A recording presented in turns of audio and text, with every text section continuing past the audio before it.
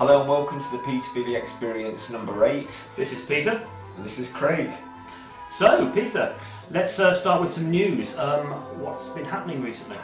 Well, following on from the last show, there's actually nothing to add yet regarding the film or the exhibitions. So nothing's been happening in that respect, yeah? No, it's been quite boring since after Christmas in that regard. We can't have that, though. Can't have that. Well, let's talk a bit more about your visit to London then, because you've had a visit to London recently, and that was quite exciting. Just before Christmas, we went down to London for the screening of the new Brian Jones film, which is directed by Danny Garcia, called The Life and Death of Brian Jones. So that was on a Monday night. He's dead? He is, yeah. Oh, no. Apparently. Oh, okay. Allegedly. Tell us more. Tell us more. So we went down to London on a Monday night for the first showing, and it was at the Regent Street Cinema Theatre, which was really nice. Yeah. So we managed to get tickets for that. Yeah. So actually, on the way into the cinema, Donovan and Linda Keith crawled out the taxi. There's celebrities there. Celebrities. Yeah, there was quite a few. Right. So, wow. Which I can talk about after the actual bit of a review of the film. Yeah. So the film itself, most of it is stuff that people know, but they had some amazing footage of Brian when he was about 14, 15 in colour. Yeah. Going through a lock in a canal. Wow. It's quite a couple of minutes of footage, silent, but really nice colour. Yeah. Which is amazing. And what was his haircut like in those things? You only expect to see him like you, really. Back then it wasn't a short back and sides, but it was kind of more of a short back and a bit of a flicker. Really? So it was coming on then? It was coming on, but it wasn't the Brian Jones we all got to know a few years later. But it was interesting. And Danny's got some interesting theories on how Brian died. Right. Okay. But I don't want to put any spoilers out for people because it's I think it's been released in a few cinemas and scattered around America, and I think it gets an official release in March time. I don't know if it's going to come to Netflix or DVD, but I want to hold back and not. I hope it was on Netflix. I think that'd be worth watching. It was really good, and then afterwards there wasn't any party per se, but there was within the theatre they had a nice bar. I heard Donovan got off his tits today as well. Well, no, he didn't actually. Not this time. I think Donovan left hastily after the film finished. Oh, but there was a couple of pretty things in the bar. What were their names? There was Phil May and Dick Taylor. All right, those kind of pretty things. Okay. Yeah, and I think there was a few journalists that I recognised, but I can't remember their names. Right. Okay. There was David Thewlis, the actor. Oh no, what was he been in? Gangster #1. I think he's been in some of the Harry Potter films. Oh, I think I know. He was there. Yeah. Oh, right, okay. But it was fantastic. So that was on the Monday night, and because I took a couple of days off work, we made a couple of plans for the Tuesday. So on Tuesday morning, we left our hotel and we headed to John Pearse's tailoring enterprise on Mead Street in Soho. He was a famous tailor at the time, wasn't he? Yeah. Well, John Pearse was the actual the tailor for Granny Takes a Trip. Yeah. So me and Susie got there about 10 o'clock, and we peeked through the window. There was a couple of jackets on the window. Peeked through and you could just see vaguely a man sat at a desk. Right. It was the shop boutique itself was very much like a lot of the trendy ones, wooden floor, some garments around the outside of the boutique, and then internally very sparse. Right. So I definitely recognised it was John, but it was one of these places where you had to press a bell. It's that important. You have to make an appointment to see John. So I had met John once before, and it was a bit frosty to say the least. So I was a bit apprehensive of whether to ring the bell, but I thought we'd made the effort to get to his boutique. So rang the bell. John come to the door, invited us in. What do you want? It wasn't quite like that, but it was only a few minutes later where we got the impression that, you know, like he didn't really want us to hang around. No. Oh, I see. We said our hellos, and he did manage to flog us. When he finished with Granny's in the late 60s, he went into art school films. Yeah. And he made a few films, and which I'm aware of, but I've never seen. I've seen little snippets of them, and he had some of them on DVD. So, you know, like being the salesman, he managed to flog one of them to me. Only 150 quid, yeah. A tenner, which weren't bad. Yeah, and he signed it for us. That's nice, yeah. So after that, we went to Bamalama Posters and Music. Bamalama what? Bamalama, not Bamalama Ding Dong, no? No. Bamalama Music and Posters, which is in the East End of London. That sounds quite cool. Because a month prior to us going to the Brian Jones film, at this particular poster shop, they were doing a Q&A with Nigel Weymouth. But unfortunately, with going to London for the Brian Jones, I couldn't manage to get the time off for both, so I was a bit gutted about that. But this poster shop actually does all they do the official screen prints of the Hapsash and the Colour Coat posters, one of which you own. Yeah, that's right, yeah. And along with that, they sell original posters. So we went down there, and that shop itself looked like it was closed, but we've seen someone in there, and it was the proprietor, John Brett. So he invited us in. You know, like we were talking about the posters. He had a few of the screen print ones that he's selling. And then on one of the walls, he had a lot of his own personal collection that are not for sale. These are the original prints. There was like real obscure David Bowie from the 60s posters, Pink Floyd ones, 14-Hour Technicolor Dream, amongst many others. That is quite a rare one, isn't it? That's incredibly rare. So as we were talking, he actually said to us that it was very fortuitous that we'd gone on that particular morning, because he was only opening up specially because Nigel Weymouth was popping in. My God, the man himself. So that was a bit of serendipity. So he was coming in because they'd just done some posters, because Nigel, when they do the screen printing, Nigel always signs them.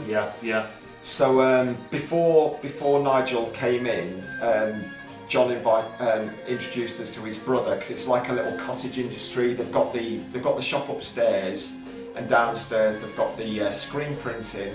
So John took us down. We got introduced to his brother David, who showed us how they do the screen prints, and the detail and the passion and love that goes into it. It's no wonder Nigel allowed them to redo them. That sounds like Nigel's recording right now, actually. Yeah, well, I don't think it is actually. But yeah, so that was really nice. And then we came back upstairs, and Nigel came in. Fantastic. So that was amazing. We got to meet him again, and unlike John, Nigel comes across as a warmer person. And you actually even purchased a poster, a Hapsats poster, I see. Well, yeah,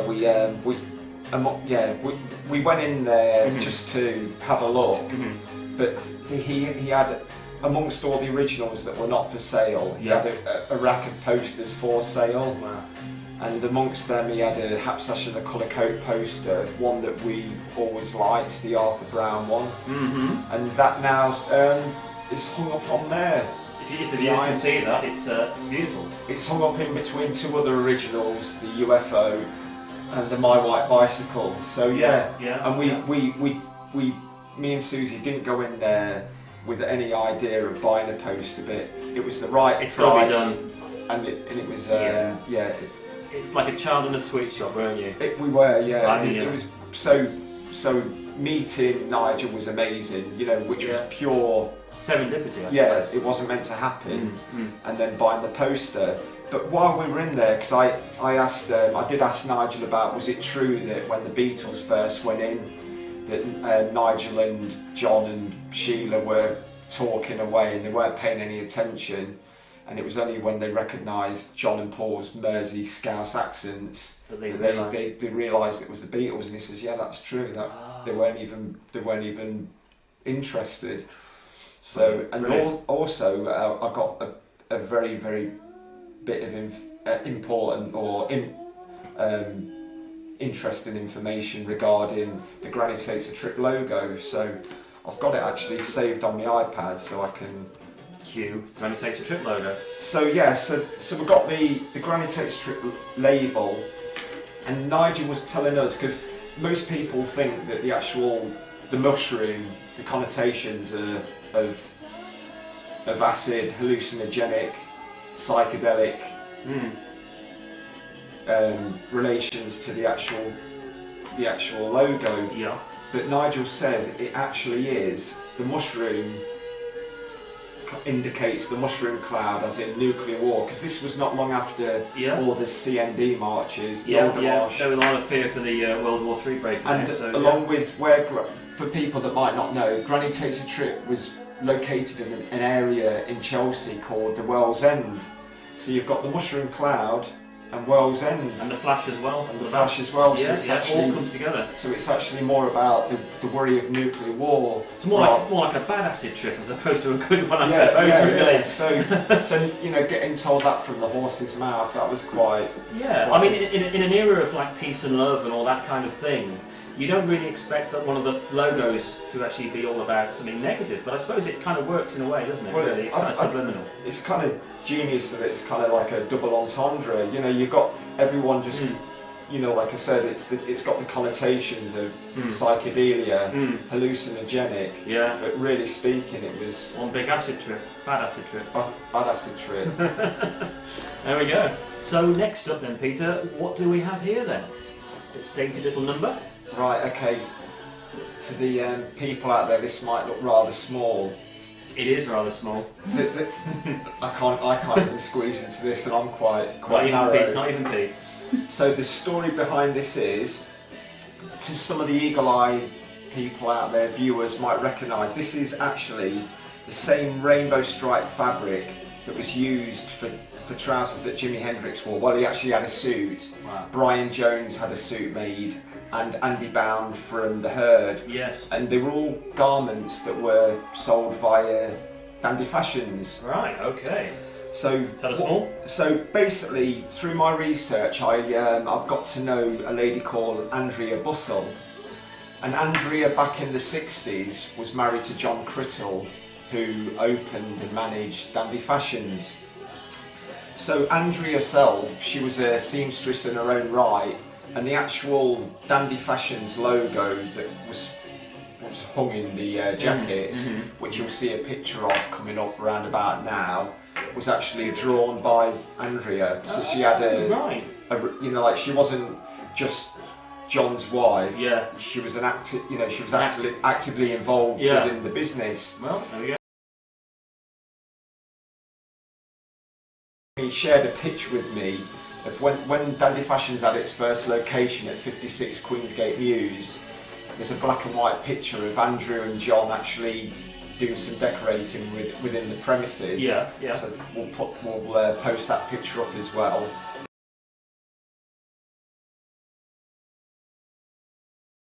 Going back to this, when it had all finished, she managed to keep some of the fabric herself. Yeah. For like 50 odd years. Yeah. And she in our correspondence, she mentioned to me that she had a piece of fabric, only a tiny bit, but would I be interested in owning it? Because she had no use for it anymore. It was a tiny bit of fabric made for a tiny little man, wasn't it? Well, what it was, there was I'd say it was about a metre in length and maybe about just under a metre, not quite a metre squared. Yeah. Not enough fabric to make anything, but I was thinking, do I put this fabric in a frame? And then I thought, well, why not make a miniature version of something, which I can use for when I do my own talks, or this is actually going to be in the exhibition in London in July. So instead of just a flat piece of two-dimensional fabric, it turns it into a real thing that maybe even a 12-year-old boy could fit into. Well, yeah. So like when you're a little boy, when he happens becomes 12. Yes. Not my little boy. I don't have a little boy. It won't be ours. But yeah, so you could adopt a little boy, Pete. Maybe you could put someone in it. Maybe. so I got a dear friend of mine, Mo, from Momo Clothing to commission to make me. I basically says, can you make me a caftan? Mm-hmm. So this is what I've got here. Fantastic. So she's added a nice little velvet Nehru. Does that have a label, mate? No, there's not a label in it, but No. it's actually, without going, going too in depth with it, but it's lined. There's even lovely little buttons on the cuff. No expense spared, eh? So so put on a dummy. It'll be a lovely little. If you can imagine some pictures of Brian Jones's trousers, Jimi Hendrix, some photos with this. It's a nice little piece to own, and as you can see and hold, it feels like it's so vibrant, isn't it? It is. I mean, it doesn't feel like it's ever been. Well, it hasn't been worn, but it's so beautifully. It could have been made now. It feels new, basically, yeah. And that's testament to the fabrics that were, made and used back then. 50 years ago. 50 years old. So that is a piece of original rainbow stripe fabric that would have been used by Foster and Tara to make their garments for dandy fashions. Fantastic. Good on.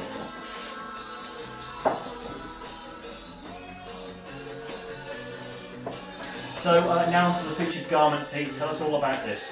So we've got, this is a frock coat, and this is from Irvine Sellars of London. So this is from about 1966-67. The fabric itself is a wool with an actual paisley motif printed on. Okay. So it's obviously double-breasted. Yes. You've got the classic Regency lapel and collar. You've got the actual bottom of the cuffs, the pocket flap, and the collar. It's all in a black kind of.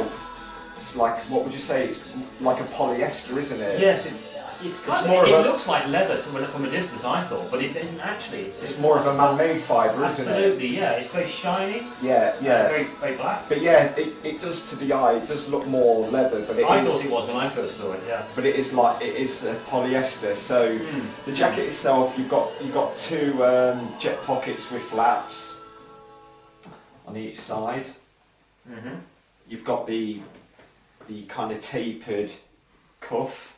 Right, detail on one side, and then on the back, we can turn it around. It's got this was like very idiosyncratic with a lot of the Victorian frock coats. Yeah. The pleated back vents, double back vents with the added extra button at the top.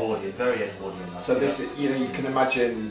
The dandy wearing something like this, walking up and down Carnaby Street or King's Road. Yeah, try not to get beaten up. Unfortunately, this coat is a bit big on me around the body and arms. So it's quite large for the time then. It is, yeah. So this hasn't been worn by me up and down the streets in Derby yet. Not yet. No, not yet. This particular one. No. I'll have to wear some bulky stuff underneath to wear it. Yeah. Yeah, so basically let's open it up. It's in, as you can testify, it's in amazing condition. It is. It's again like new, but a lot of Pete's clothes are very much like new. It does take a lot of good care of them. So when you open it up, you've got lovely satin lining. Beautiful, man.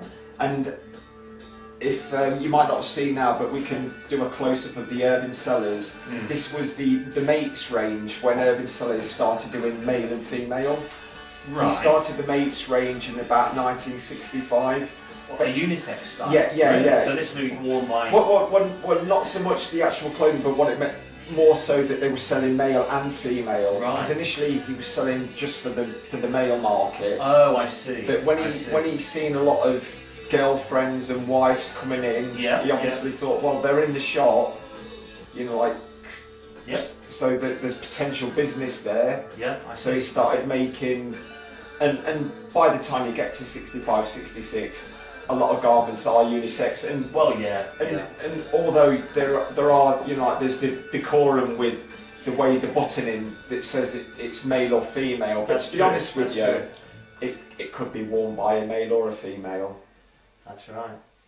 Even by you, Craig. Even by me, even, you know. You could even I could get away with it. Yeah, yeah.